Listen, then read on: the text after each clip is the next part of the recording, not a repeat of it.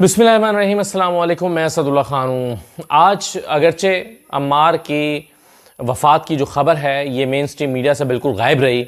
ना हमें हेडलाइंस में नज़र आई, ना रिपोर्टर्स वहाँ पर पहुँचे हुए थे, ना चैनल्स ने जो है वो मातम मचाया, ना उन्होंने कोई सैड बैकग्राउंड म्यूज़िक के साथ उस पर पैकेजेस बनाए। अगरचे ये सब कुछ नहीं हुआ, लेकिन मीडिया की सख्त तरीन सेंसरशिप के बावजूद इस वक्त जो है वो चंद लोगों ने फिर भी इस पर कुछ ना कुछ बात ज़रूर की। काशिफ वासी साहब ने बड़े दुखी दिल के साथ अपने प्रोग्राम के इंट्रो में इस पर गुफ्तगू की और तकरीबन उनके आंसू छलक ही गए थे एक तरह से, और वो मज़ीद बात नहीं कर पा रहे थे।